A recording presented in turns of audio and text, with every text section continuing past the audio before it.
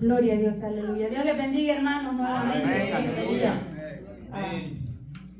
Vamos a continuar, hermanos. Damos gracias al Señor por la oportunidad que nos da de estar nuevamente delante de ustedes, hablando un poco de lo que es la palabra del Señor y para crecer, hermano, en el conocimiento de la palabra.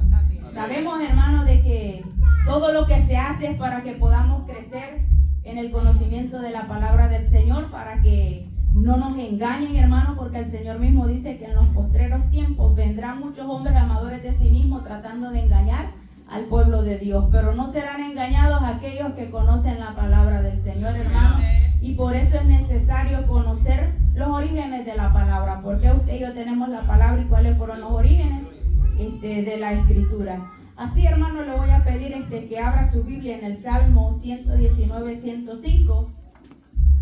A medida que han pasado los días de las clases, hemos leído diferentes versículos acerca de la importancia que tiene la palabra, y el Señor me traía este pasaje, hermano, que me gusta mucho, lo que es el Salmo 119, 105. Bendito sea el nombre del Señor. Y leemos la palabra honrando al Padre, al Hijo y a su Santo Espíritu. Y la iglesia del Señor decimos amén. Amén. Bendito sea el nombre del Señor. Lámpara es a mis pies tu palabra y lumbrera a mi camino. Bendito sea el nombre del Señor. Lámpara es a mis pies y lumbrera a mi camino, decía el salmista, hermano. Bendito sea el nombre del Señor. Puede sentarse, hermano. Hemos estado pues en comunión con el Señor y vemos de que la palabra misma, hermano, nos insta a la necesidad de que nosotros conozcamos la escritura, y vemos esta porción de la palabra en el que el salmista decía: lámpara es a mis pies tu palabra y lumbrera a mi camino. ¿Por qué, hermano? Porque la escritura es la que nos alumbra en nuestro diario caminar. Hay cosas que nosotros no las conocemos o no las sabemos, y la escritura nos las enseña.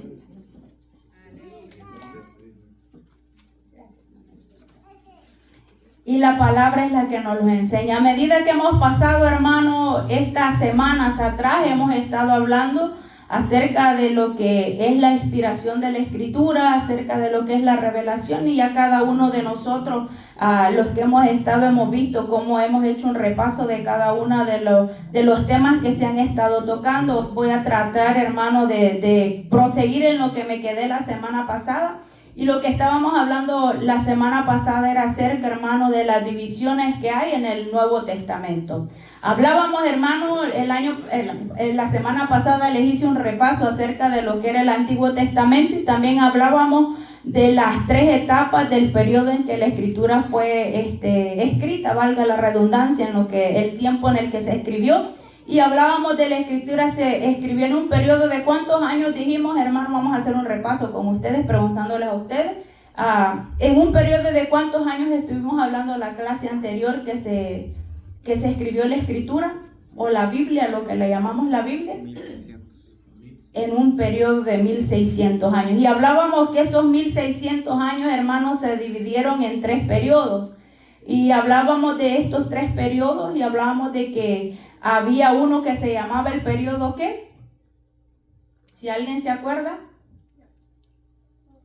¿Nadie se acuerda, hermano? Yo le decía, las palabras de esos términos son bien extrañas. Hablábamos del periodo paleotestamentario, donde yo les decía, hermano, de que este periodo paleotestamentario es el tiempo en el que se escribió el Antiguo Testamento. A este periodo se dice que culmina cuando se escribe el libro de Malaquías. Y de ahí decíamos de que cuando Malaquías fue escrito, hermano, hasta el profeta Malaquías empieza el otro periodo, que es el periodo intertestamentario, donde yo le decía de que en este periodo dice de que no habló Dios por profeta ni por escrito 400 años. Y a estos 400 años nosotros le conocemos como 400 años de silencio, porque Dios no se comunicó con el con el ser humano por medio de profeta ni por escritura. Nadie, por eso le decía yo que en ese tiempo lo que hubieron fueron los escritos que nosotros conocemos como los libros apócrifos o deuterocanónicos, que no fueron inspirados por Dios. Pero vemos, hermanos, que también les decía que está el periodo neotestamentario, donde en el periodo neotestamentario vemos lo que se escribieron los libros del Nuevo Testamento, desde Mateo hasta el libro de Apocalipsis. del libro de Mateo a Apocalipsis. No, pa.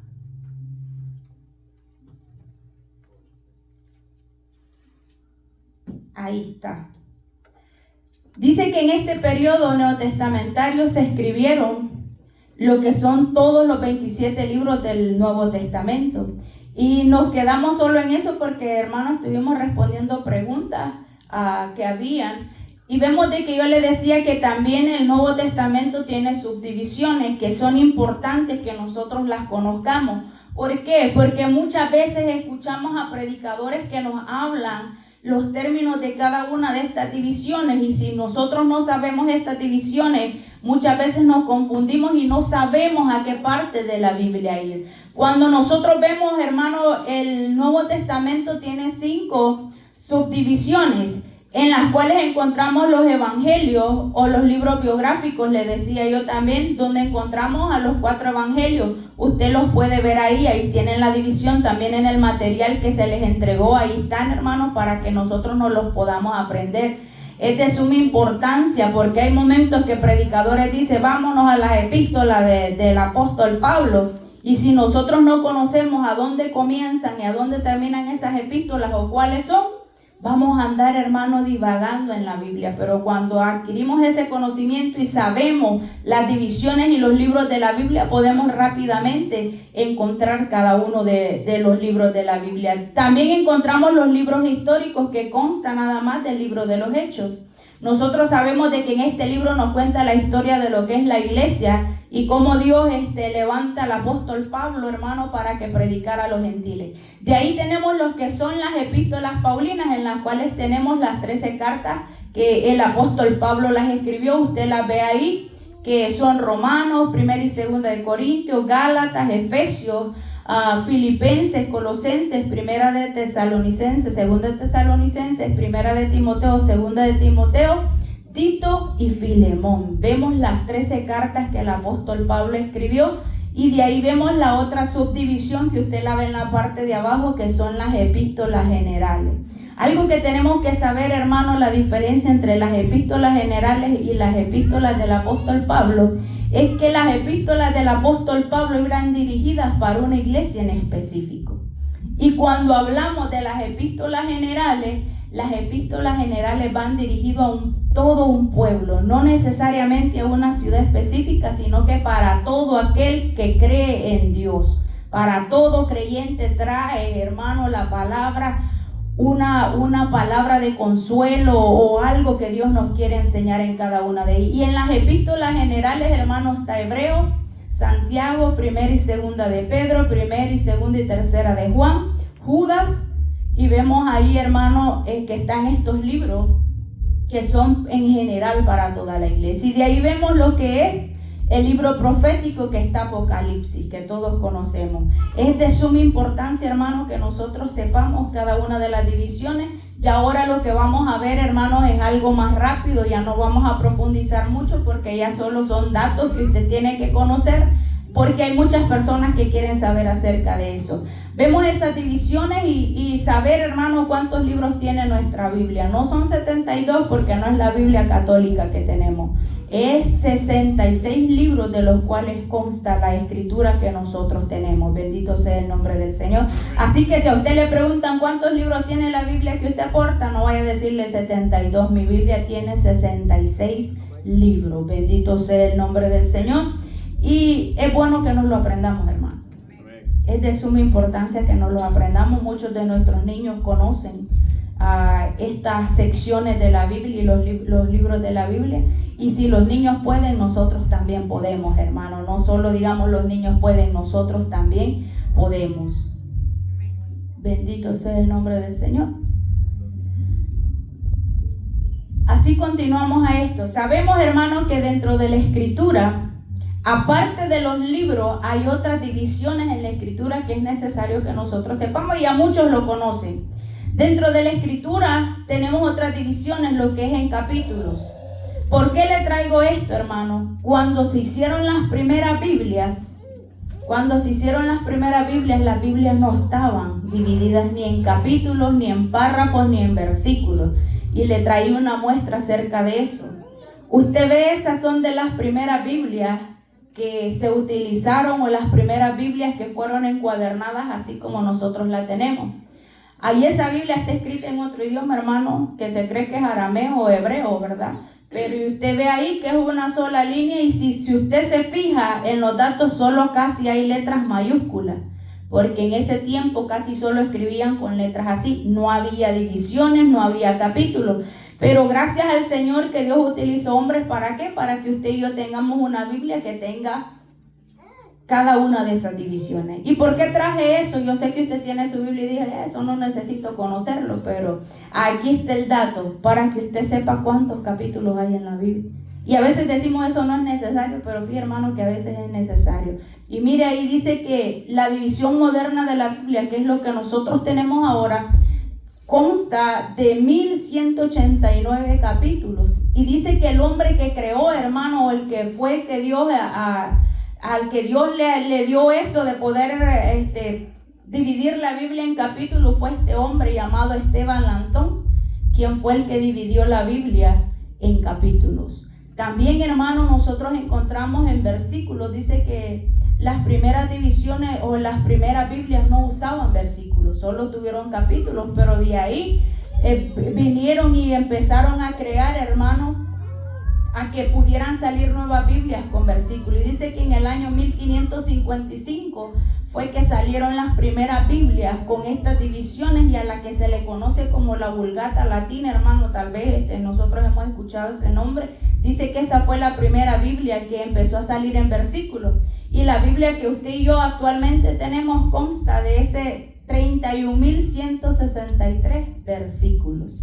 Oiga bien, datos importantes que nosotros tal vez pues pensamos que no los necesitamos, pero es necesario saberlo. Y también vemos ahí, hermano, de que la Biblia hay párrafos, tenemos párrafos. Sabemos de que cuando nosotros vamos a un capítulo, también vemos de que hay párrafos de que hablan de un específico tema y de ahí al siguiente párrafo que continúa le ponen otro tema. ¿Para qué?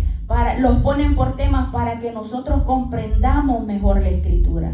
Porque cuando, hermanos, si digamos nosotros queremos hablar o escuchar algo acerca de la fe y no tiene una división, nosotros no vamos a entender lo que nos está hablando la Biblia, porque pensaríamos, esto habla de todo lo mismo, pero por eso nos dan, hermano, hay párrafos. ¿Para qué? Para que podamos entender los temas que la Biblia está tratando, para que sea más claro para cada uno de nosotros. Como le decía, en esta clase solo vamos a ver datos, hermano, de que es necesario que usted sepa. Y le traía esto. ¿Sabía usted que el libro más largo de la Biblia es el Salmo 150? Y que también, hermano, el libro más corto es la segunda carta de Juan, que solo consta de 13 versículos. Bendito sea el nombre del Señor. Y el capítulo más largo es el Salmo 119, que ya nos lo han dicho muchas veces, con 176 versículos. Y el más corto, el Salmo 117, que solo consta de 2 versículos. Esto, hermano, esto lo traía por los hermanos que están nuevos y que tienen problemas para encontrar los versículos de la Biblia o los libros de la Biblia. Yo sé que muchos de ustedes ya saben y tienen esa agilidad para encontrar los libros de la Biblia. Hay muchos hermanos que son nuevos, que están usando muchas Biblias con índice y les es dificultoso encontrar los libros de la Biblia porque dice, ¿cómo usted sabe a dónde está? Por las iniciales que tiene cada parte del índice que usted ve en su Biblia. Si usted puede ver, hermano, yo sé que muchos de ustedes, si usted puede cerrar su Biblia, usted puede ver que desde el Antiguo Testamento empiezan las abreviaturas de lo que son los nombres de la Biblia. ¿Por qué es importante? Porque si usted cuando tiene su Biblia cerrada y le dicen vayan a Génesis y usted ve que hay una G y una N, eso quiere decir que es el libro de Génesis. Por eso es importante que nosotros conozcamos las abreviaturas de cada nombre o de cada libro de la Biblia, para que aquellos hermanos que están usando Biblias como la que yo tengo, que tiene índice, se les sea más fácil encontrar los libros de la Biblia. Pero vemos de que hoy no hay muchas personas que están recién convertidos, pero vamos a ver ahí, usted ve las abreviaturas ahí para que usted las conozca. Yo sé que con verlas, o muchos de ustedes ya saben, también están las abreviaturas de lo que es el Nuevo Testamento. Y yo traía esto, hermano, porque el pastor había pedido de que enseñáramos cómo el poder encontrar la cita bíblica, y por ende, porque creo que el anhelo de ellos era de que de los líderes que tuvieran todos los hermanos que son nuevos en la congregación y que tienen ese obstáculo de encontrar fácilmente los libros de la Biblia. Y algo que tenemos que entender, hermano, y hay mucha confusión, aunque hay muchas personas que ya tenemos tiempo de estar en la iglesia o de conocer la Biblia, pero cuando citamos las escrituras, a veces citamos los pasajes bíblicos mal. Porque a veces todavía vemos personas que tenemos tiempo y estamos confundiendo lo que es versículo con capítulo. A veces decimos, váyase a Romanos, a versículo 9, el capítulo 10, cuando tendría que ser al revés. Y por eso yo le traigo, porque sé que hay hermanos nuevos, de que usted vea ahí cuando nosotros o cuando un predicador o alguien le cita una porción de la Biblia, lo primero que usted tiene que escuchar es que le diga el nombre del libro que usted necesita encontrar. Si le dice Génesis, usted va a ir a su Biblia y va a buscar el nombre, así como está subrayado ahí con esa línea roja, el libro de la Biblia. Cuando le dice Génesis, usted busca el libro de la Biblia, y si le dice capítulo, y si le dice el capítulo 2, usted va a ir al número grande que tenemos en la Biblia. Si usted puede abrir su Biblia, hermanos que son nuevos, y también pues los hermanos que tienen tiempo, es bueno recordar, hermanos, lo que ya sabemos. Si yo le digo a usted, búsqueme Mateo capítulo 5, versículo 1, quiero que usted busque ahí Mateo capítulo 5, conforme al ejemplo que tenemos ahí. Acuérdese, el capítulo es el número grande, el versículo son los números pequeños. Mateo capítulo 5, versículo 1. ¿Todos lo tenemos, hermano? Inténtelo, hermano Hugo, no tenga pena. Estamos aquí para aprender, y por eso era el ejemplo ahí para que nosotros busquemos. Bendito sea el nombre del Señor. Y algo que tenemos que entender, hermanos, que ya tienen tiempo, tenemos que tener paciencia para que también los nuevos aprendan y tengan la habilidad que nosotros tenemos. Porque un día fuimos nosotros así y alguien nos tuvo paciencia y nos enseñó, así que nosotros tenemos que también ser iguales para que todos conozcamos. Bendito sea el nombre del Señor. Ahora, hermano, vemos otra de las cosas que le quería enseñar es cuando usted va a escribir, porque sabemos cuando estamos escuchando enseñanzas o estamos escuchando la prédica, hay muchos que escribimos o queremos enviarle una cita a alguien, tenemos que tener el cuidado de cómo se la vamos a dar. No solo cuando escribimos las citas bíblicas, tenemos que saber poner uno, lo que le decía ahí, el nombre. Y usted la puede abreviar. Génesis, ¿qué seguiría después, hermano? ¿Qué sería el número grande? Capítulo. El capítulo. Díganme un capítulo que ustedes quisieran. El capítulo 3. Ahora, para decir el versículo, ¿solo lo pongo así continuamente o tiene que haber algo para diferenciar que yo quiero poner un versículo? 2 puntos. Génesis capítulo 3, el versículo, ¿cómo? 16. Del 16, ok, si la hermana solo quiere un versículo, sería Génesis 3, capítulo 3, versículo 16. Pero si hermano Benjamín dice, no, yo quiero que escriban Génesis capítulo 3, versículo 16 hasta el 21, ¿qué tenemos que hacer para que no nos confundamos con los números que están ahí? Un guión. Cuando tenemos aquí, hermano, tenemos que ver que nos están diciendo, váyase al libro de Génesis, al capítulo 3, del versículo 16 hasta el 21 vamos a leer. Quiere decir, vamos a leer 16, 17, 18, 19 y 21. Pero ahora, si viene un hermano y nos dice, ok, vamos a leer desde el 16 hasta el 21 y nos pone esto, y nos vamos a ir a este número. ¿Qué quiere decir eso? Hermanos, de los que ya tenemos tiempo, de los que tienen tiempo, ¿qué quiere decir esto?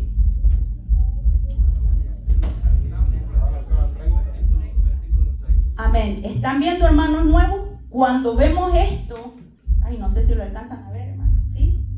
Cuando vemos de que en una cita bíblica nos ponen un punto y coma, nos quieren decir que nos vamos a saltar vamos a leer del 16 al 21 y de ahí vamos a saltar hasta el versículo 30.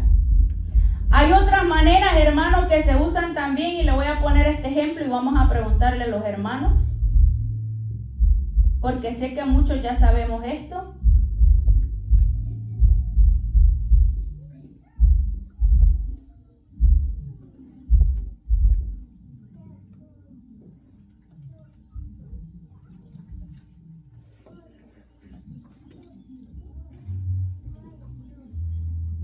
¿Entienden, hermano?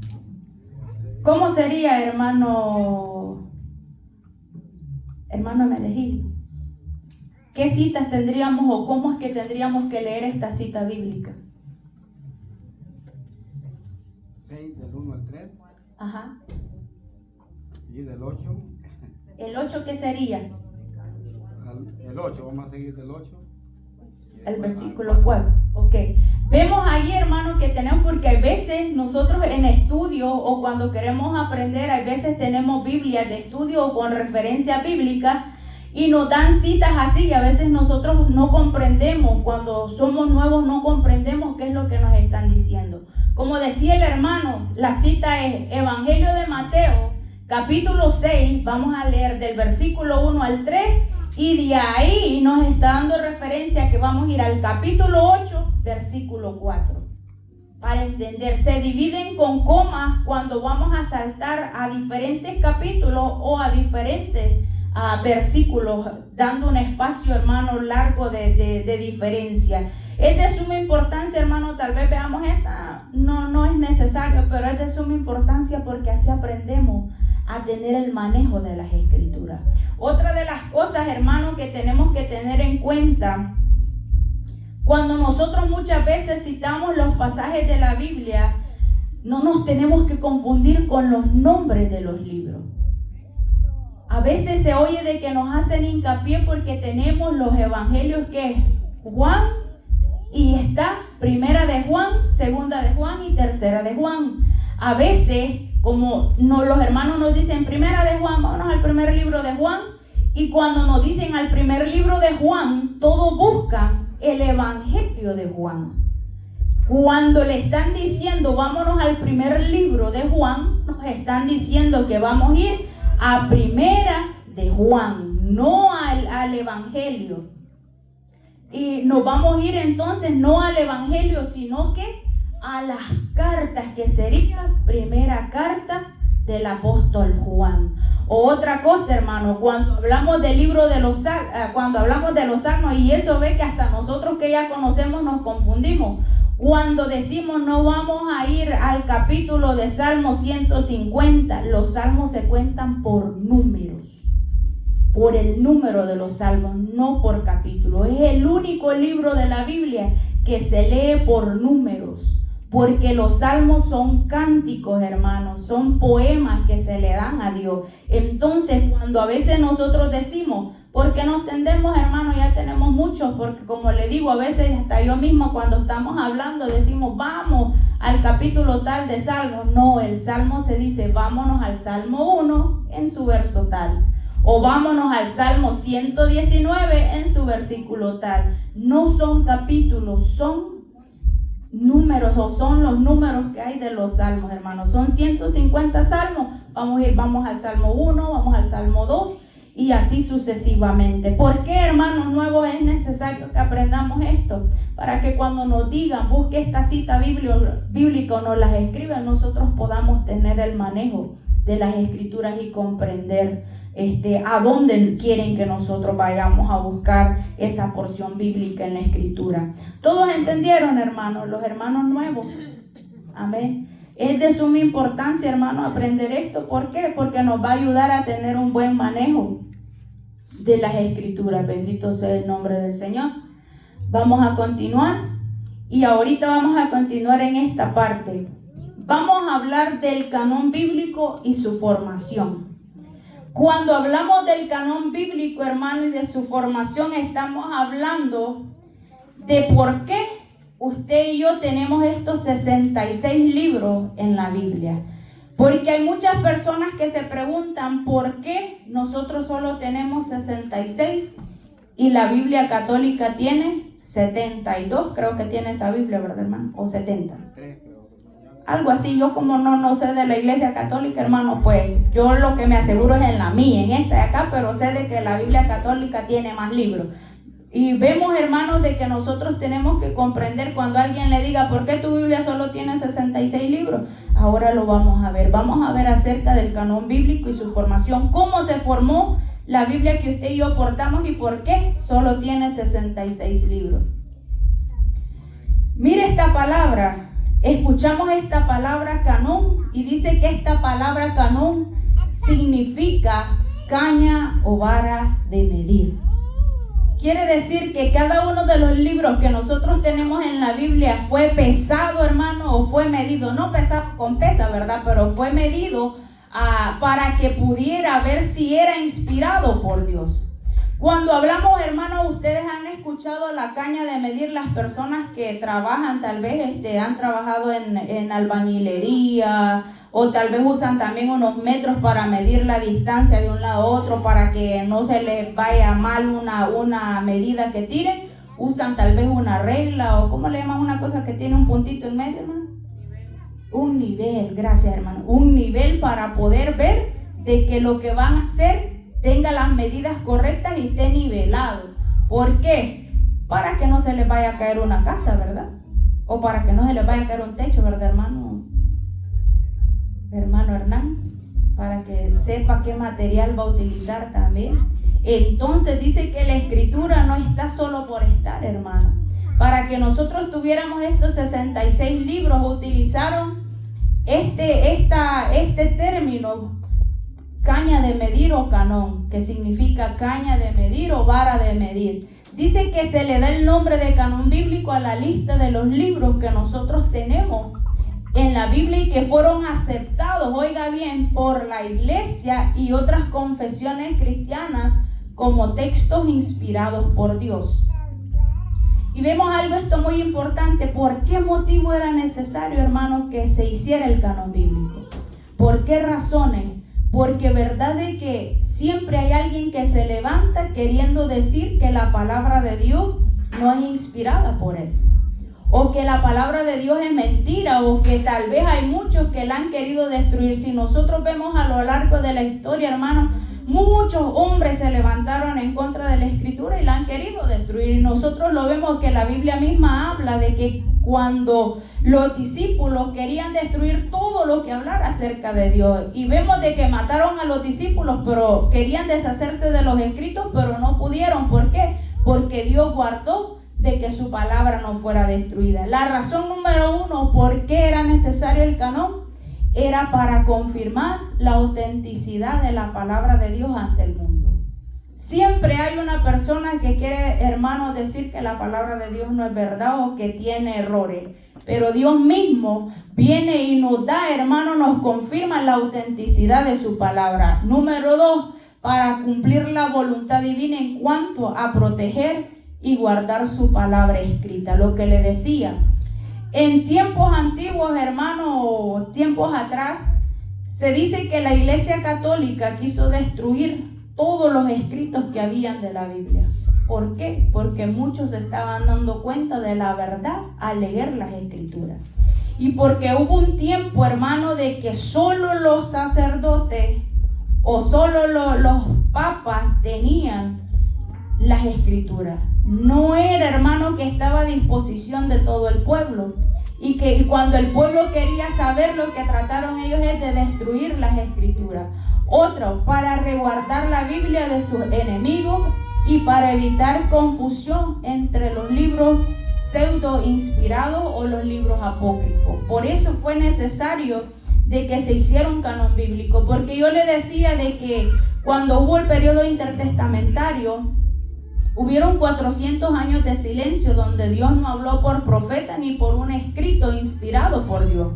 Pero en esos 400 años surgieron muchos libros apócrifos, dentro de los cuales tenemos los libros que usa la Iglesia Católica, y hubieron muchos libros más, porque son 57 libros apócrifos los que hay, hermanos, y dice que durante ese tiempo surgieron muchos de ellos.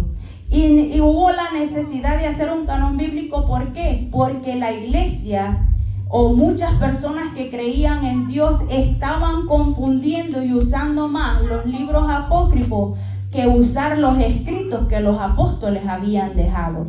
Entonces dice de que aquellos hombres que buscaban de Dios, que tenían, hermano, esa presencia de Dios y querían resguardar la palabra, se vieron en la necesidad de formar un canon bíblico para dejarle saber al pueblo cuáles eran los libros inspirados por Dios y cuáles no eran inspirados por Dios, y para formar de una vez por todas lo que es, hermano, los 66 libros que nosotros tenemos. Y vemos, hermano, de que para formar para decir que un libro de la escritura es canonizado o que es inspirado por Dios, tuvieron que surgir estas cosas. Por eso le decía, ¿por qué se le dice canón o se le dice una vara de medir? Porque para que nosotros tengamos el Evangelio de Mateo, tuvo que tener todas estas cosas, le vieron, o todos estos puntos vieron que sí estaban dentro de la escritura. Y vemos esto. Dice que número 1, para que un libro de los que nosotros tenemos acá apareciera aquí, lo primero que tenía que ser, los libros inspirados tienen autoridad divina. Oiga bien, para que un libro nosotros digamos es inspirado por Dios, o los libros que tenemos aquí tenían que tener autoridad divina. Y vemos que cada uno de los libros que nosotros tenemos en la Biblia tienen esa autoridad divina de Dios. Y otro punto es, dice que los libros tenían que ser inspirados, o eran inspirados o son profecía, o escritos por algún profeta o por algún apóstol. Y vemos que todos los libros de la Biblia están escritos por profetas, apóstoles y también a reyes, pero son reyes que Dios utilizó para escribir la escritura. Bendito sea el nombre del Señor. Los libros inspirados son de carácter bíblico. ¿Por qué de carácter bíblico? Ninguno de ellos se contradice uno contra el otro. Todos tienen la misma línea, hermano, y todos tienen una relación entre sí. Como yo le decía, el Antiguo Testamento no puede ser sin el Nuevo Testamento, ni el Nuevo Testamento sin el Antiguo Testamento. ¿Por qué? Porque en el Antiguo Testamento vemos profecías que las vemos cumplirse en el Nuevo Testamento. En el Nuevo Testamento vemos citas bíblicas del Antiguo Testamento que los apóstoles están usando, verificando de que es palabra de Dios y que es auténtica palabra de Dios. Otro de los puntos que se veía para canonizar uno de los libros son los libros inspirados. Se caracterizan por tener efecto poderoso. ¿Será, hermano Benjamín? ¿Será que los libros que nosotros tenemos cumplen un efecto poderoso en la vida de cada uno de nosotros? Sí. Pastor, ¿me podría dar un ejemplo de un efecto que hace la Biblia o la palabra de Dios en la vida del ser humano? Bueno, nos convierte en una nueva criatura al escuchar la palabra. Amén. Cuando leemos la Biblia, nos convierte en mejores personas. Cuando leemos la escritura y nosotros, hermanos, estamos fallando delante de Dios, la misma palabra nos confronta. ¿Y será que si yo a usted ahora le doy un libro que me encontré o lo fui a traer a la biblioteca, va a tener ese efecto en su vida? No lo va a tener. Porque cuando está hablando un hombre común y corriente, hermano, esas palabras que salgan no van a tener efecto en la vida de la persona. ¿Por qué? Porque no es Dios hablando por medio de esa persona. Hermano Juan Carlos. Quizás tal vez puede haber como otro de los efectos que hace en el ser humano, es como abrirnos los ojos. Amén. Nos saca, hermano, de esas tinieblas en las que andaban. ¿Por qué? Porque muchas veces no conocíamos nada y cuando leemos la escritura cumplen ese efecto en nosotros y nos iluminan, hermano, nuestra mente y nos hace entender lo que Dios está queriendo decirnos a través de la palabra. Hermano Wilber, ¿qué cree? ¿Cuál otro efecto cumple la palabra de Dios en nuestra vida para que nosotros podamos decir que verdaderamente es un libro inspirado por Dios? Nos enseña la justicia. Amén. Nos enseña a ser justos. Oiga bien, y si nosotros vemos, hermanos, y más adelante vamos a ver si cuando nosotros vemos los libros apócrifos no tienen esa función. En lugar de traernos una enseñanza o aclararnos lo que nosotros queremos saber, nos confunden más. Y traje más adelante, vamos a ver unas porciones de ello, pero quería que usted supiera esto. ¿Por qué si alguien le dice, por qué tú dices de que esos son libros inspirados y por qué los pusieron ahí en esa Biblia que tú tienes? Número uno, podemos decir porque tienen autoridad divina, porque son inspirados por Dios. Porque Dios ha respaldado, hermano, por más de 2000 años, más de 3000 años, podemos decir la palabra de Él. Y la sigue respaldando. Y el Señor mismo dice que todo pasará menos su palabra, porque Él la respalda. Y lo podemos ver en nuestra vida porque lo que nos han enseñado y nos han hablado es la palabra, y la palabra ha cumplido un efecto en nuestra vida. Y ha cambiado, hermano, nuestra manera de conducirnos y nuestra manera de pensar. Por eso nosotros podemos decir la Biblia es inspirada por Dios. ¿Y por qué más me puedes decir que la Biblia es inspirada por Dios? Esa Biblia cualquier hombre la escribió. No, solo la escribieron hombres inspirados por Dios, profetas y los apóstoles. Era necesario, hermano, para que nosotros seamos portadores de esta Biblia y de un libro que esté ahí. Dice de que para los libros del Nuevo Testamento era necesario de que el escritor fuera un apóstol o una persona que había andado con Jesucristo o había estado cuando Jesucristo estuvo vivo. Y si nosotros meditamos o tenemos una Biblia de estudio, hermano, en cada una de las Biblias de estudio habla de que los hombres, y lo vemos en la Escritura, que los hombres que están o que escribieron la Biblia estuvieron con Dios, estuvieron con Jesucristo, conocieron a Jesucristo. Y por eso ellos dan fe también de que las cosas que pasaron fueron ciertas. Y vemos, hermano, de que todo lo que nosotros nos pregunten acerca de la Biblia tiene una respuesta. Y es necesario que nosotros, hermanos, estemos preparados para dar una respuesta a todos aquellos argumentos en que se levantan en contra de la palabra de Dios. Entonces vemos por qué o cuáles eran las reglas que tenían que pasar para que un libro fuera canonizado. Usted lo ve ahí. Los libros, otra de las cosas era, hermanos, que los libros inspirados tenían que haber sido aceptados universalmente.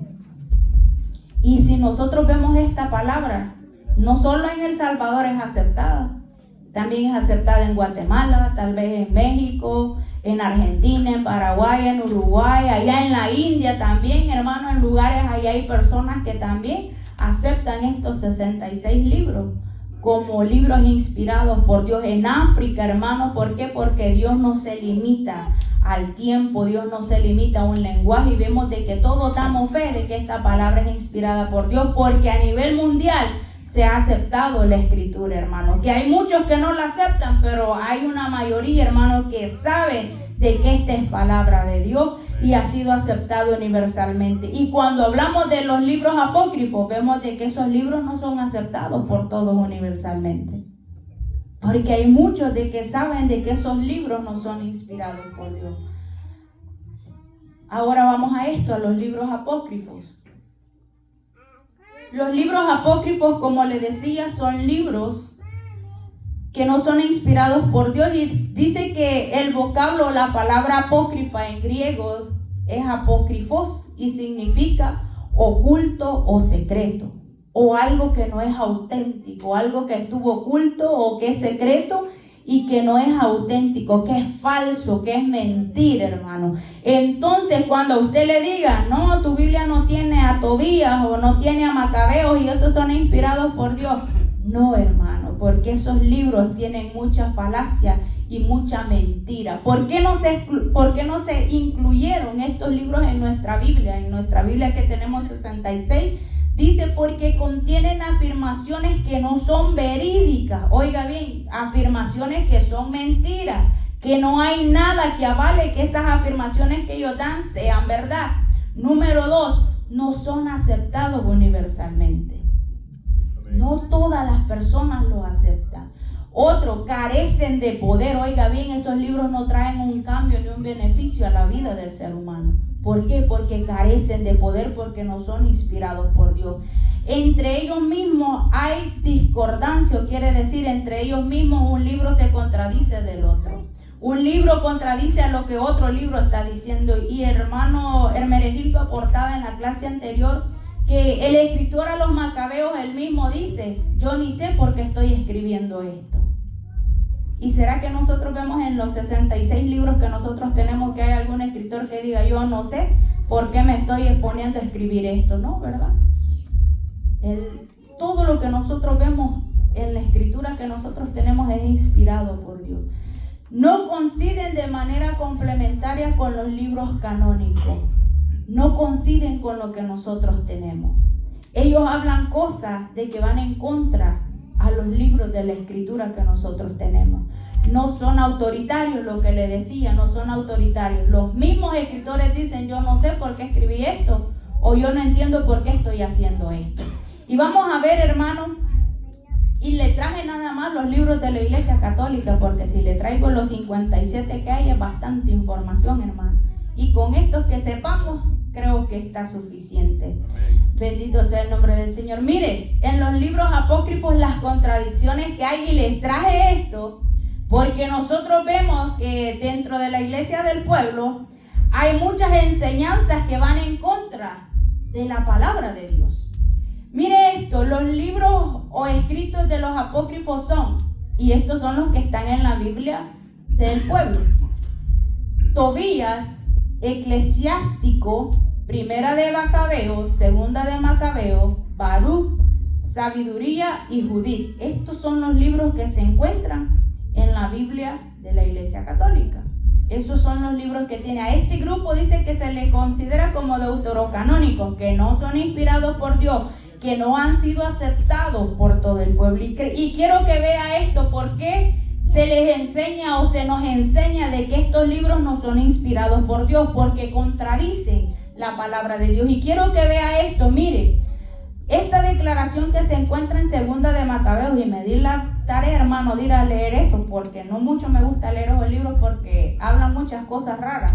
Segunda de Macabeos, capítulo 12, versículo 43 al 45, dice en este libro: oiga, el hombre dice de que había habido una guerra y habían muerto muchos de sus soldados, y él dice: 2,000 piezas de plata fueron enviadas, oh Jerusalén, para una ofrenda por el pecado, con lo cual él hizo expiación, oiga, por los muertos. ¿Qué era una expiación, hermano? Pastor, ¿qué es una expiación? Pastor, ¿qué es una expiación? Es como un sacrificio por algo que quieren alcanzar. Ok, y oiga bien, dice de que ellos, este hombre llamado Macabeo, envió 2,000 piezas de plata a Jerusalén para que hicieran expiación por los muertos. Cuando se hace expiación es para perdón de pecados, dice la escritura, para que le perdonen los pecados. Y él manda 2,000 piezas de plata, ¿para qué? Para que le sean perdonados los pecados a los muertos. Oiga bien, estaba pagando, él pensaba que con esas 2,000 piezas de plata iba a poder liberar o les iba a ser perdonados los pecados a los soldados que habían muerto. Ahora yo le pregunto a usted, y lo que dice ahí, este versículo es usado por la Iglesia Católica para apoyar sus enseñanzas acerca del purgatorio y el pago de las indulgencias. En el tiempo de antes, hermano, y sé que todavía aún se pagan unas cuantas moneditas por hacer rezos para ir a orar, para que les vayan a orar a los muertos. Pero en el tiempo de antes se vio mucho el pago de indulgencia, y sacaban cantidad de dinero a las familias de los muertos para decirle: mira, para que tu familiar no entre al purgatorio o para que no vaya directo al infierno, tú tienes que pagar cierta cantidad de dinero y el Señor lo va a librar ahí. Pero nosotros sabemos que a la luz de la palabra, hermano, eso no existe. Porque no existe el purgatorio. El que se muere sin Cristo, ¿para dónde va, hermano? Y ¿Y será que si usted le ora al Señor que lo saque de ahí lo va a sacar? No. Porque si en vida no hizo lo que Dios pedía, mucho menos usted orando lo va a sacar del infierno. O se arrepiente aquí o se pierde totalmente. Y vemos, hermano, que en ninguna parte de lo que nosotros tenemos la palabra dice de que hay que orar, o hace una mención que una oración con 2,000 denarios o con $2,000 que usted deba salvar a su familiar que no haya tenido a Cristo en su corazón del infierno. Nada puede hacer eso. Y nosotros lo vemos, hermano, ese ejemplo en la Escritura cuando habla del rico y Lázaro. De que el rico, ¿qué quería? Que Lázaro fuera porque él estaba sufriendo, ¿verdad? Que le fuera a poner aunque sea el dedo mojado con agua. Y le decía, no, cuando le dicen de que él no puede, que Lázaro no puede pasar de ahí porque hay una cima que los divide, le dice, entonces envía a mis hermanos. Y el Señor, ¿qué le dijo? Que no se podía, ¿verdad? Le dijeron, no se puede. Tus hermanos tienen los profetas, tienen allá quien les enseñe. Así que si a usted, hermano, tiene algún conocido, un familiar que le diga, mira, hay que pagar dinero para que recemos por tu hermano, para que esta alma no ande en pena, no lo haga, hermano. Ese va a ser dinero perdido, porque aunque usted le pague o le mande las mejores flores, ahí no va a pasar nada. Y mire, quiero que usted vaya conmigo a esta cita bíblica, Hebreos 9:27. Yo se la escribí ahí, pero quiero que vaya conmigo a la Escritura. Hebreos 9:27, lo que dice la palabra. Y sé que esta porción de la Escritura casi todos la sabemos. Hebreos 9:27 dice, y de la manera que esté establecido para los hombres, que muera una sola vez, y después de esto, el juicio. Oiga bien, oiga, que muera una sola vez y después el juicio. No es que, hermano, con un pago va a sacar a alguien de un lugar donde no existe o donde no está. Ahí nada, hermano. Por eso el tiempo de arrepentirnos, el tiempo de buscar a Dios y de hacer lo que Dios nos está pidiendo es hoy, para no sufrir las consecuencias, hermano Juan Carlos. Habrá eso, hermana, que se nos enseña, digamos, cuando uno tiene conocimiento de ir a explorar el día de los mundo. Si le puedo dar mi opinión, ¿verdad? No tendríamos, hermano. No le digo porque es algo que es una tradición. Porque eso es como dice usted, es una tradición del mundo, ir a enflorar a los muertos. Ahora le voy a decir otra cosa. Hay muchas personas, hermano, que cuando su familiar está en vida no se acuerdan de él. No le llevan flores, no le hablan, no lo visitan, no hacen nada. Pero cuando está muerto, le llevan los mejores ramos de flores. Y dije, solo flores naturales para él. ¿Será que el muerto siente? Según la Escritura, no. No siente, no oye, porque hasta sabe, hermano, el error que comete la persona. Y le voy a decir que cometíamos, porque yo también lo hice a su tiempo. Porque a veces nosotros íbamos a enflorar allá a unos muertecitos y nos íbamos a estar todo el día al cementerio, hermanos, ahí sentados a la par y decir, es que hay que venir a visitar al muerto. Una vez al año vamos a visitar al muerto y no nos escuchaba, no nos sentía, no hacía nada. ¿Por qué? Porque el muerto está, hermano. Si usted tiene de darle algo a su familiar, déselo hoy en vida, que lo va a sentir, que lo va a ver y él va a estar agradecido. Pero ya muerto, no vaya a llorar a la tumba porque usted no va a hacer nada, hermano. Mana Glenda, usted iba a decir algo. También la costumbre de, no voy a decir el país, yo creo que todos lo sabemos, de ponerle comida, de hacerle altares a los muertos y ponerles comida. Y que dice que lleguen y se los comen. Creo que los ratones llegan a comerse y no encuentran nada. Ahí, hermanos, vemos que esas son enseñanzas de, como le digo, de la iglesia del pueblo. Y son cosas que no están, pastor. Colosenses 2:8 podemos leer. Colosenses 2:8 dice el pastor, hermano, que sí podemos leer.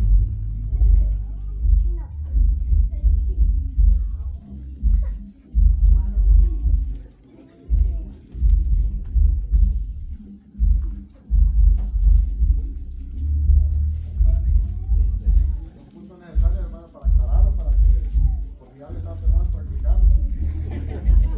Colosenses, dígame, hermano Will. ¿Lo tiene? Colosenses 2:8, bendito sea el nombre del Señor, dice: mirad que nadie os engañe por medio de filosofías y huecas siluetas, según las tradiciones de los hombres, conforme a los rudimentos del mundo y no según Cristo. Oiga bien, hermano, por eso es necesario que nosotros conozcamos lo que la Escritura dice. Hermano Wilber, ¿tenía algo que aportar? Cuando se hace esa situación, ya un cristiano, ya conocedor de la palabra, es pecado, porque nosotros no tenemos que invocar ni pensar en los muertos, porque la Biblia nos enseña que el que muere en Cristo, ese tiene una vida eterna, porque nuestro Dios nos ofrece vida eterna a todos en Cristo. Por eso es que nosotros no tenemos que participar de las enseñanzas o los movimientos del mundo, porque nosotros no tenemos que pensar como ellos, sino como lo que la palabra nos dice. Sí, y eso es cierto, hermano, de que nosotros ya como conocedores de la palabra no lo tenemos que hacer. Porque, verdad que son costumbres que todos arrastrábamos. Porque yo le puedo decir, yo fui a la iglesia católica y no era persona de que iba solo de domingo, hermano, como muchos que solo van el domingo, no. Mi mamá iba todo el tiempo, había reuniones que había que estar, se había que estar ahí, y ellos nos enseñaron a hacer todas esas cosas. Cuando mi mamá se dio cuenta, dijo, verdaderamente estuve equivocada, porque sí, había eso, hermano, de que cuando venía que iba a cumplir años el difuntito que mi mami tenía, ella venía y encendía una velita, como decía hermana Glenda, encendía una velita y se ponía un vaso de agua y decía, por si tiene sed el alma en pena. Cuando no es cierto. Cuando eso, hermano, ahora le digo, si usted y yo tenemos a Cristo como Rey y Salvador de nuestra vida y lo hacemos, no es pecado, porque la palabra misma lo dice, que el que sabe hacer lo bueno y no lo hace, le es pecado. Así que usted y yo ya conocemos de que eso, hermano, no es de Dios, que eso no se hace. El ramo de flores no va a salvar a su familia. Que diga, no es porque me acuerdo de ella, acordémonos en vida, porque ya muertos, hermanos, ya no nos escuchan, ni nos sienten, ni nos hablan. Y si nosotros tenemos, hermano, un familiar que es cristiano, no, usted a veces hay cristianos que están en pena, que, ay, no, yo no he visitado la tumba, pero es que ella no quería. Conozca la palabra de Dios y respetemos las decisiones de tal vez las personas que nosotros conocemos, que también son cristianos. Voy en tiempo. Primero usted, hermano. Muchos usan Mateo 28, ¿no? Hermano Benedicto, Y su versículo 1. que no se oye por la bulla. ¿Qué nos dice? Vean, hermano, el hermano Meregildo dice que muchos usan Mateo 28. Vamos a la escritura para que lo veamos y no solo oigamos, sino que rectifiquemos con lo que nos están diciendo con los pasajes. Mateo 28:1 dice, ¿verdad, hermano? Ok. Evangelio de Mateo, capítulo 28, versículo 1. ¿Todos lo tenemos, hermano? Amén. Díganme. Ok, Evangelio de Mateo 28, versículo 1 dice: pasando el día de reposo, al amanecer del primer día de la semana, vinieron María Magdalena y la otra María a ver el sepulcro. Ok. Hay muchos que se basan a este versículo, dice nuestro hermano. Pero acuérdese, hermano, que ellos iban no porque ellos tuvieran, hermanos, de que ir ahí porque voy a ir a rezar por el muerto, sino que ellos iban porque para ellos, cuando ellos había un muerto, ellos lo iban a limpiar. Y acuérdense que a Jesucristo, cuando lo clavaron en el madero, solo lo bajaron de ahí y lo fueron a poner en ese lugar. Y ellos tenían que preparar ese cuerpo. Cuando se muere una persona, hermano, ¿qué hacen para velarlo? ¿Qué es lo primerito que acontece? Preparan el cuerpo. Porque si ese cuerpo no lo preparan, va a descomponerse en lo que lo están velando. Estas mujeres, cuando llegaron a ver el cuerpo para limpiarlo supuestamente, y se hallan con la sorpresa de ¿qué? De que ya no estaba ahí, porque Jesucristo ya había resucitado. Entonces, hermano, tal vez la iglesia del pueblo lo avala, pero usted y yo no tenemos que hacer esto, porque el que diga esto no es aval para que usted vaya a ir a dejar flores al cementerio, porque las flores no se las agarra nadie, hermano. Las no llega otro a agarrarlas para irlas a vender después, hermano. Porque eso es lo que acontece. Cuando usted lleva ramos de flores bonitos, después que usted se va, llega el otro y las lleva y las vende. Por más el mejor postor. Pastor, usted iba a decir algo. Usted era el que continuaba.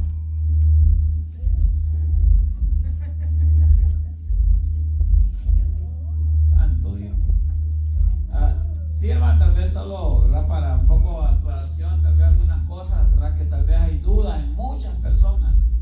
Por ejemplo, si nosotros hablamos, ¿verdad? De la gente que le pone comidita al Buda y todo eso, ¿no? Y caemos nosotros en lo mismo, estamos igual. Entonces somos idólatras prácticamente, ¿okay? Lo otro es de que también hay mucha gente que dice, entonces ir al cementerio es pecado, es malo, ¿verdad? Entonces tenemos que diferenciar, ¿verdad? ¿Qué es ir a un lugar y qué es ir a practicar algo, ¿verdad? Porque si no, cuando alguien se va a enterrar, nadie tendría que ir, porque ¿verdad? Estamos entrando al cementerio. Entonces hay que diferenciar nada más esas cosas ahí. Sí, hermano, eso es algo de que tenemos que ver. Cuando es ir a enterrar a alguien, pues lógico, usted va a ir a enterrar al muerto, porque solito no se va a ir el muerto. Sí, ahora, tiene que ir. Sí, ahora, pero cuando le digan, ok, ya tuvo un año de muerto, vamos a visitarlo, ahí se digan, no, porque yo no practico eso. sí. Ahora está otro punto también. Hay muchos que compran su pedacito en el cementerio. ¿Qué pasa si nunca van? Un gran charralón ahí, ¿verdad? Entonces, todas esas cosas hay que verlas, ¿verdad? Pero no vamos a ir a caer en el mismo día digamos, del mundo y todo eso, ¿verdad? Entonces hay que siempre buscar un momento adecuado para nosotros poder hacer también, ¿verdad? Lo que necesitamos hacer, porque eso pasa. Hay gente que tiene reservado ahí donde están sus familiares para el día que le toque, ¿verdad? Entonces tiene que darle mantenimiento también. Entonces todo eso es muy importante verlo desde ese punto de vista. Ahora, hermana, en nuestros países se daba, le voy a decir, se daba mucho, porque ahora ya no se da tanto, hermano.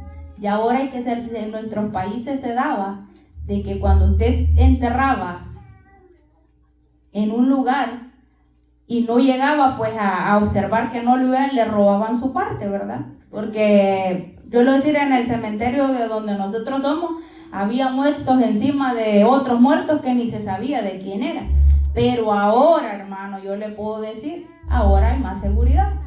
Porque los cementerios públicos ya no se puede enterrar gente porque ya están a full, hasta se salen de la tierra los muertos ahí. Entonces ahora hay cementerios que son privados, donde usted, ahora le voy a decir, donde usted ya no tiene que ir todo el tiempo a estar cuidando el terrenito para donde lo van a enterrar, porque ya hay personas asignadas que trabajan en ese lugar.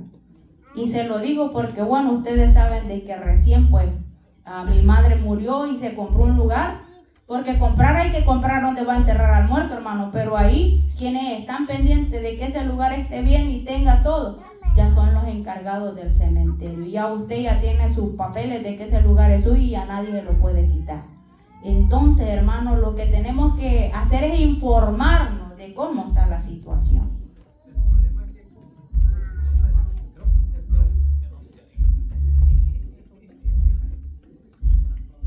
El problema de que existen estos tiempos que se tiene que comprar es por la demanda que hay. Porque, por ejemplo, en el cementerio público ya no es que usted va a llegar a enterrar. Si no hay espacio, usted ya por ley tiene que ir a buscar a dónde enterrar, y no lo va a enterrar en un patio de su casa, porque eso no es permitido. Por eso están los cementerios que son privados, y ahí por ley pues tiene que uno comprar un espacio. Y por eso es que se da la demanda de estos tiempos.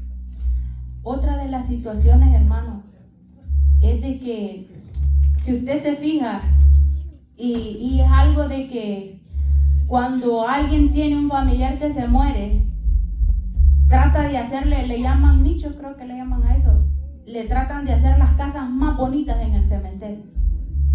Y dicen, voy a gastar miles y que sea de azulejo y que sea, hermano, el muerto no siente. El muerto no ve que usted va a gastar $3,000, $4,000 en hacerle una gran casa ahí con el depósito. No lo va a ver. Por eso yo le recomiendo, si usted tiene que darle algo a su madre, a su hermano, a su familia, dérselo hoy en vida. ¿Para qué? Para que después no esté gastando algo que no es y entre en pecado, porque hermano, ahí ya estamos desobedeciendo y entrando en pecado porque sabemos que son malas las cosas y las hacemos.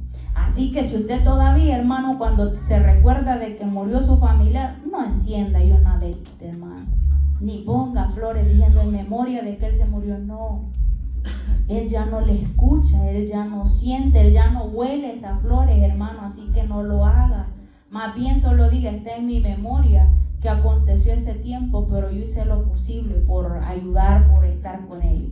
Recordemos eso. Ahora, mire, entonces si a usted le dicen de que practique esas cosas, no las haga, porque eso no es de Dios. Eso, hermano, se enseña en la iglesia del pueblo. ¿Por qué? Por dinero. No piense que se lo enseña porque es necesario. No, por dinero. Si usted va a buscar una rezadora para que le vaya a rezar los 9 del familiar muerto, dinero paga, hermano. Si usted dice, quiero que haga una misa de cuerpo presente allá, le van a cobrar dinero también. ¿Por qué? Porque ahí todo se paga, hermano. Ahí todito se paga. Entonces todo es para el dinero, pero nosotros que conocemos a Dios, ya tenemos la verdad con nosotros, hermano. Y si tenemos a Dios en nuestro corazón, somos libres, hermano, de todas esas costumbres paganas, porque son costumbres paganas, hermano. No son costumbres que Dios quiere que las hagamos, son cosas paganas. Ahora vamos a esto. Mire este otro libro que tiene la Biblia del pueblo, Tobías capítulo 6, versículo 7, lo que dice. Entonces Tobías le preguntó al ángel Azarías, oye, el ángel se llamaba Azarías, ¿qué enfermedades se pueden curar con la hiel y el corazón del hígado del pescado? Oiga bien lo que le dice. El ángel le contestó, cuando un espíritu malo o un demonio ataca a una persona, se queman delante de esa persona el corazón, el hígado, y le dice tantas cosas. Y esta persona dice que si queman esas cosas, el demonio los deja. Otra cosa, hermano, si tienes cataratas en los ojos, úntate la hiel de ellos. Ahora, ¿por qué todos esos libros están en la Biblia del pueblo? ¿Por qué? Y ellos los usan, hermano, porque ellos tienen cosas que se usan de eso. Ahora vamos a Deuteronomio capítulo 18, versículos 10 y 14. Si usted lo quiere buscar, le puse la referencia bíblica donde dice, porque ¿qué es, hermano? Si le pregunto, ¿qué es hacer eso? Eso es brujería, hermano. Es hechicería. Esa es una hechicería que yo diga, voy a destripar un pescado y le voy a sacar la hiel y voy a hacer todo ese proceso. Eso es brujería. Y eso no es agradable delante de Dios. Y por eso está ahí Deuteronomio capítulo 18, versículo del 10 al 14. Oiga lo que decía, no se ha hallado en ti quien haga pasar, oiga, a su hijo o a su hija por el fuego, ni quien practique adivinación, ni agorero, ni sortilegio, ni hechicero, ni encantador, ni adivino, ni mago, ni quien consulte, oiga, a los muertos. Ahí bota toda la enseñanza de Macabeo, ahí bota toda la enseñanza de este libro de Tobías, porque dice el Señor que está prohibido de que querramos, hermanos, decir que queremos hablar con los muertos, o que vamos a orarle a los muertos, o que vamos a interceder por los muertos. Porque mire lo que dice, porque es abominación para con Jehová cualquiera que hace estas cosas. Y por estas abominaciones Jehová tu Dios echa estas naciones, hablando de las naciones que estaban cuando el pueblo de Israel iba a tomar posesión de la tierra prometida, delante de ti. Oiga bien lo que le pide el Señor. Perfecto será delante de Jehová tu Dios. Porque si estas naciones que vas a heredar, agoreros y adivinos, oyen, mas a ti no te ha permitido Jehová tu Dios. Oiga, que no escuchemos a agoreros. Es que, hermano, si alguien le viene diciendo, sacarle la grasa al pollo y te la pones en la panza para que te quite el dolor, no lo haga, porque entonces usted está tratando de hacer brujería o hechicería. ¿Se recuerda, hermano? Bueno, que fuimos católicos una vez. Se recuerda cuando le decía, y yo me acuerdo mucho cuando con el hermano Wilber, pues todavía no íbamos a la iglesia. Y Christopher no dormía en la noche, hermano. No dormía, nosotros era de velo tras de velo, y nos dijeron, vaya a la iglesia y en la pocita que está ahí del agua bendita usted la va a traer y unge todo y le hace a él una cruz en la cabeza, una cruz en el pecho, otra en la espalda, y el demonio que lo atosiga se va a ir. Y allá se dieron, porque el hermano Wilber y la hermana Brenda no iban a la iglesia mucho, hermano. Íbamos de vez en cuando a la iglesia católica, pero no es que era que íbamos nosotros allá una vez al año, una vez al tiempo íbamos. Y nos tomamos a la difícil tarea, hermano, de ir hasta ese lugar a buscar la dicha agua. Y empezamos a mojar al niño, le hacíamos aquí, y hágalo, oiga bien, y hágalo por tantas días. Ajá. Por el agua, porque no la pudimos aquí, es diferente allá en nuestros países, hermano.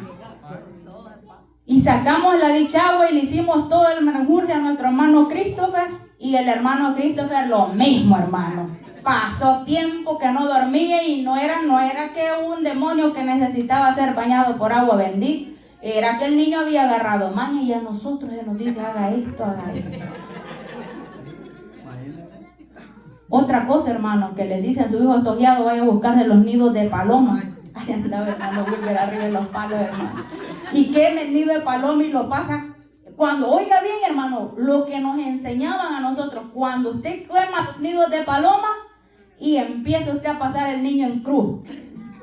Y la hermana Brenda, por eso le digo, hermano, tengamos cuidado con lo que hacemos.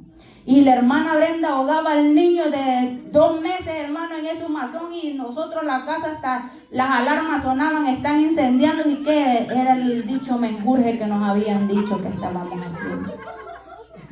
Porque al niño se le va a salir el ombligo, y al niño porque tanto que llora, y al niño no le aconteció nada, hermano. Por eso le digo, nos engañan con falsa enseñanza. ¿Por qué? Porque no conocemos la palabra de Dios. Tal vez, hermano, el que no conoce de Dios afuera, que diga, ay, mi hijo parece que estogiado, le voy a pasar un huevo. No, hermano. Dígame. Y también hasta gente que de comillas son cristianos todavía tienen esa ignorancia. Mi prima era supuestamente cristiana, ¿no? Iba a lavar al río y acostaba al niño allí para lavar ella. Y ya cuando se iba para la casa, agarraban unas ramas y rameaban así decían que para que no se quedara el espíritu del niño allí. Y decía ella que era cristiana, y yo decía, pero ¿cómo crees en esas cosas? Es que hay veces, hermanos, que todavía seguimos acarreando las falsas cosas o las mentiras que nos enseñaron. Y se lo digo, hermano, porque a veces sabemos mucho que cristianos y seguimos haciendo las cosas. Porque yo se lo puedo decir, cuando nosotros comenzamos a ir a la iglesia todavía nos pegaban esas locuras. ¿Por qué? Porque no buscábamos a leer la Biblia. Y todavía hubo una última vez con Jefferson que lo que hicimos es me hace subirme a esas cosas y dieron mentira, me dijo. Y lo anda. Y le digo, por eso yo le digo ahora, no lo haga. Porque un día yo lo hice. Y cuando veo lo que hice, yo digo, Señor, tenga misericordia de mí. Y gracias porque usted me alcanzó, porque yo hacía esas locuras que no traían beneficio a la vida de mis hijos. Hermano Juan Carlos. Yo tengo un efectivo, hermano, con 3 deditos, mi hermano. Acabar. ¿Sí? Y a veces nosotros decimos, son males que les pagan a los niños, a veces es maña, hermano. Sí, los niños, cuando el niño no quiere dormir en la noche, está molestando y que dicen, ay, el demonio lo anda tosigando. Dele 2 hinchazos y se le va a quedar. No, hermano, broma. No, hermano, a veces los niños, ellos es mañas las que tienen, y hay que saberles hablar y acostumbrar a que hay momentos de hacer las cosas y hay momentos de no hacer las cosas. Hermano Wilber iba a decir algo. Después, hermano Benjamín. Es que a veces nosotros dejamos a los niños hacer que ellos se adapten a su forma de cómo manejar los tiempos, y no los padres se adaptan al tiempo y enseñar al niño. Por ejemplo, cuando un niño nace, el niño no tiene idea de la diferencia del tiempo, pero si se deja dormir de noche, es lógico que de día en la madrugada va a amanecer desvelándose la persona. Pero el punto que también quería compartir, y que en estos tiempos la mayoría de la iglesia practica, es como en los tiempos que viene el día de la madre, el día del amor y la amistad, y eso lo practica muchos cristianos, que el Señor nos enseña que todo tiempo tenemos que amarnos los unos con los otros, amar a nuestros prójimos, a nuestra familia, todo el tiempo, no solamente como lo hace el mundo con sus costumbres. Así es, porque acuérdese, hermano, que madre no solo tiene una vez al año, madre tiene los 365 días del año. Y hay que decirle, madre, te amo, madre, darle todo lo que podamos. Por hoy le dije yo, démosle en vida a todo, no solo una vez al año. Cuando usted tiene, dele a su madre, que más bendecido va a ser cuando damos a nuestra madre. Los esposos digan, ya va a venir 14 de febrero, ese día te voy a regalar un ramo de flores. No, hermano, a la esposa se le regala toda vez que usted tenga dinero, regálele un ramo de flores o llévela a comer, no solo se acuerde del 14 de febrero, no, hermano, eso no. Esposa tiene 365 días al año y tiene que también enamorarla, hermano, como nuestro hermano Juan Carlos enseñaba en la enseñanza anterior de los esposos. A las esposas y a los esposos se les reconquista todos los días, no una vez al año, hermano. Así que tenemos que nosotros dejar de hacer las cosas que el mundo hace. Toda tradición que nosotros traíamos arrastrando tenemos que dejarla. Hermano Benjamín, dígame. Sí, hermana, regresando al agua bendita. Hermana, qué ignorancia la que tenía uno, la verdad. Porque no sé si alguien estuvo en alguna misa cuando bendecían las cosas. Si usted ponía, hermano, ahí las uvas, las palmas que llevaba muchas veces, bendecían la palma, el agua y todo eso. ¿Y qué es lo que hacía el cura? Con una ramita de algo, con un poco de guacal de agua, solo la aventaba así, y ya era bendito eso. Y muchas cosas. La última pregunta, hermana, ¿se puede tener una cruz en la casa? ¿Por qué? Porque sería idolatría. Usted no la tiene porque hay algo, sino por idolatría, hermano. No es necesario, porque quien murió por usted fue el Cristo, y a Cristo no es necesario. Que usted tenga una cruz no quiere decir, ay, eso me recuerda que Cristo. No, hermano. Eso lo tiene que tener en su mente y en su corazón. Y a Cristo lo tenemos que tener en nuestro corazón, no colgado en la pared, hermano. Porque Cristo no es un Dios de mentira o un pedazo de tiesto. Cristo vive, dice la Escritura, que murió, pero al tercer día resucitó de entre los muertos y está sentado a la diestra de Dios Padre. Así que usted no adora a un Dios que todavía está en una cruz. Nuestro Dios vive, hermano, y se despojó de todo eso. Y a usted lo ha hecho libre, hermano, para que podamos adorarle. Así que dejemos esas cosas, hermano. O hay gente que yo tengo la imagen de la Santa Cena ahí. Eso no hace nada, hermano. Eso no hace nada. ¿Por qué? Porque Dios vive. Nos quedamos en eso, hermano, porque ya son las 9:25. Pues en la otra clase vamos a darle cómo llegó la Biblia a nuestras manos. La transmisión de ella. ¿En qué vamos a ver en esta clase? Los materiales que usaron, hermano. Y tal vez solo me lleve más una media hora nada más, y de ahí continuará el pastor pues con su enseñanza, o el hermano que continúa.